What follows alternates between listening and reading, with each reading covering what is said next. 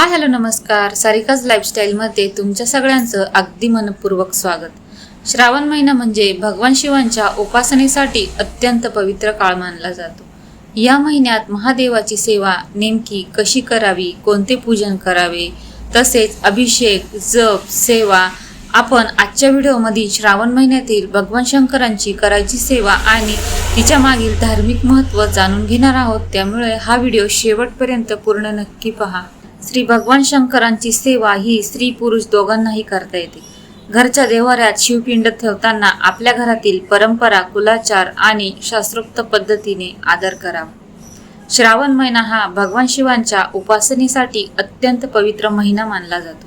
या महिन्यात शिवलिंगावर जलाभिषेक, रुद्राभिषेक, महामृत्युंजय मंत्र, ओम नमः शिवाय जप, बेलपत्र अर्पण आणि शिवस्तोत्राचे पठण यांना विशेष महत्त्व आहे. आता आपण बघणार आहोत शिवलिंगाची पूजा व अभिषेक. तर बघा, तांब्याच्या ताम्हणात आपल्या परंपरेनुसार शिवपिंड ठेवावे. त्यावर अभिषेक पात्र ठेवून स्वच्छ जलाने अभिषेक करावा. अभिषेक करताना श्रद्धेने मंत्र जप व स्तोत्र पठण करावे. पूजा पूर्ण झाल्यावर अभिषेकाचे तीर्थ श्रद्धेने कुटुंबातील सदस्यांना द्यावे. ही सेवा श्रावण महिन्यात सामुदायिक स्वरूपात करता येते. तसेच वैयक्तिकरित्या सकाळी, दुपारी किंवा वेळेअभावी रात्री सुद्धा तुम्ही सेवा करू शकता. शक्य असल्यास श्रावणातील प्रत्येक सोमवारी ही सेवा नित्यसेवेच्या भावनेने करावी.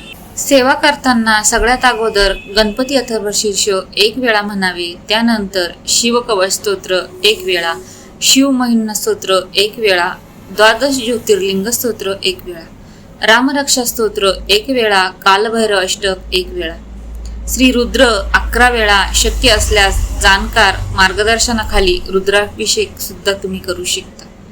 रुद्र गायत्री मंत्र 11 वेळा म्हणावा. संजीवनी मंत्र 1 वेळा म्हणावा. अमृत संजीवनी मंत्र 11 वेळा म्हणावा.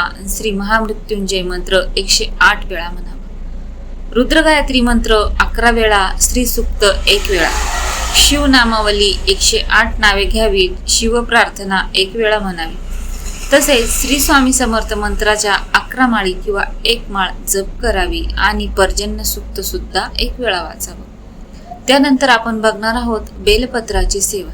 बघा, भगवान शिवाला शक्य असल्यास 3 दलांचे स्वच्छ व अखंड बेलपत्र अर्पण करावे. प्रत्येक बेलपत्र अर्पण करताना ओम नमः शिवाय या मंत्राचा जप करावा. शक्य असल्यास श्रावणातील प्रत्येक सोमवारी 108 बेलपत्रे अर्पण करावीत. तसेच बघा, दारूचे व्यसन सोडण्यासाठी देखील शिवसेवा ही विशेष अशी सेवा मानली जाते. दारू किंवा इतर व्यसनाधीन व्यक्तींच्या कल्याणासाठी कुटुंबांनी भगवान शिवासमोर संकल्प करून श्रद्धेने सेवा करावी. जलाभिषेक करताना महामृत्युंजय मंत्र जप, ओम नमः शिवाय जप आणि शिव महिमा स्तोत्र, रुद्रसेवा नियमित करावी. एवढ्याच सेवा आपल्याला जलाभिषेक करताना करायच्या. व्यसनाधीन व्यक्ती स्वतः सेवा करू शकत असल्यास त्यांनीही श्रद्धेने शिवनामस्मरण केले तरी चालेल. श्रद्धेनुसार भगवान शिवाची उपासना, अभिषेक आणि मंत्रजपामुळे मनाला स्थैर्य, सकारात्मकता आणि व्यसन सोडण्याची प्रेरणा मिळाली अशी प्रार्थना केली जाते. त्यामुळे दारूचे व्यसन सोडण्याच्या प्रयत्नांना आध्यात्मिक आधार मिळू शकतो. अभिषेकाचे तीर्थ हे धार्मिक श्रद्धेचे प्रतीक आहे. तीर्थ पाजल्याने व्यसन निश्चितपणे सुटते असा वैद्यकीय दावा करू नये. दारूचे व्यसन गंभीर असल्यास डॉक्टर, व्यसनमुक्ती तज्ज्ञ किंवा समुपदेशकांची मदत घेणे आवश्यक आहे. यामध्ये विशेष संकल्प म्हणजे, हे महादेवा, अमुक व्यक्तीच्या दारूच्या व्यसनातून मुक्त होण्यासाठी इच्छाशक्ती, सद्बुद्धी आणि मानसिक बळ आणि आरोग्य प्रदान करावे. त्याचे व्यसन दूर होऊ दे आणि जीवन सुखी, सात्विक आणि निरोगी राहू, असा आपण संकल्प करून ती सेवा करावी. देवसेवा, योग्य उपचार, कुटुंबाचा आधार हा व्यसनमुक्तीसाठी अधिक योग्य मार्ग आहे. या सेवेची आध्यात्मिक फलश्रुती सांगायची झाली तर श्रद्धेनुसार भगवान शिवाची उपासना केल्याने मनाला शांती व स्थैर्य मिळण्यास मदत होते. नकारात्मक विचारांवर नियंत्रण ठेवण्याची आपल्याला प्रेरणा मिळते. कुटुंबातील सुखशांतीसाठी प्रार्थना करता येते. अडचणीच्या काळात मानसिक आधार आपल्याला मिळतो. पितरांचे स्मरण करून प्रार्थना दानधर्म करण्याची भावना वाढते. संतती प्राप्तीसाठी इच्छा असणाऱ्या दाम्पत्यांनी शिवपार्वतीच्या श्रद्धेने उपासना करावी. ओम नमः शिवाय जपामुळे मन एकाग्र होण्यास मदत होऊ शकते. ग्रहदोष किंवा जीवनातील अडचणींमध्ये श्रद्धेने शिवोपासना करून मानसिक समाधान मिळवता येते. तसेच पर्जन्य सूक्ताचे महत्त्व म्हणजे श्रावण महिन्यात पर्जन्य सूक्ताचे पठण करून सर्वांना योग्य पाऊस मिळावा, प्रत्येक भागात योग्य पाऊस पडावा, शेती समृद्धी व्हावी, अन्नधान्याची विपुलता वाढावी आणि निसर्गाचे संतुलन टिकावे अशी प्रार्थना करावी. त्यानंतर दीपसेवा. श्रावणातील सोमवारच्या दिवशी शिवलिंगासमोर श्रद्धेने दीप प्रज्वलित करावा. दीप लावताना माझ्या जीवनातील अज्ञान, नकारात्मकता आणि अडचणी दूर होऊन ज्ञान, सद्बुद्धी आणि सकारात्मकता प्राप्त हो अशी प्रार्थना करावी. पूजा करताना सगळ्यात महत्त्वाच्या गोष्टी म्हणजे अभिषेकासाठी स्वच्छ पाणी वापरणे ही सर्वात सोपी आणि उत्तम सेवा आहे. दूध, दही, मध इत्यादींचा अभिषेक करत असल्यास अनावश्यक अपव्यय टाळावा. बेलपत्र स्वच्छ व शक्यतो अखंड असावे. वैदिक मंत्रांचे पठण शक्य तितके शुद्ध उच्चाराने करावे. आपल्या घराच्या कुलाचाराला व परंपरेला प्राधान्य द्यावे. पूजा करताना स्वच्छता व सात्विकता ठेवावी.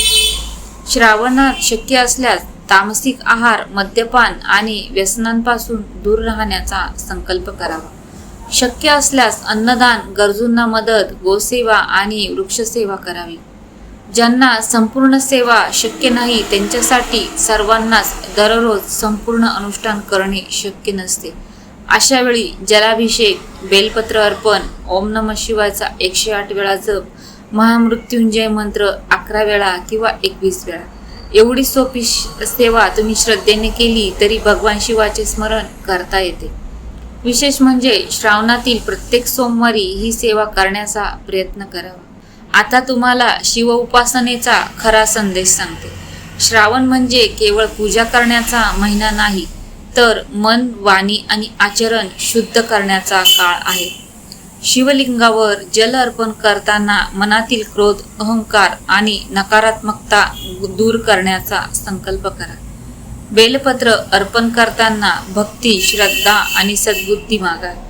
ओम नमः शिवाय म्हणताना स्वतःसोबत आपल्या कुटुंबाचे, समाजाचे आणि संपूर्ण सृष्टीचे कल्याण चिंतित करा.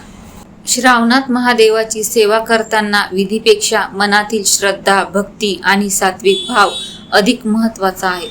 भगवान महादेवांची कृपा आपल्या सर्वांवर सदैव राहो. व्हिडिओ आवडला असेल तर एक लाईक नक्की करा, तसेच कमेंट करून शेअर देखील करा. व्हिडिओला नक्की सबस्क्राईब करा. अशा धार्मिक, आध्यात्मिक माहितीसाठी सारिका लाईफस्टाईल सोबत जोडलेले राहा. पुन्हा भेटूया अशाच माहितीसोबत पुढच्या व्हिडिओमध्ये. तोपर्यंत सगळ्यांना हर हर महादेव.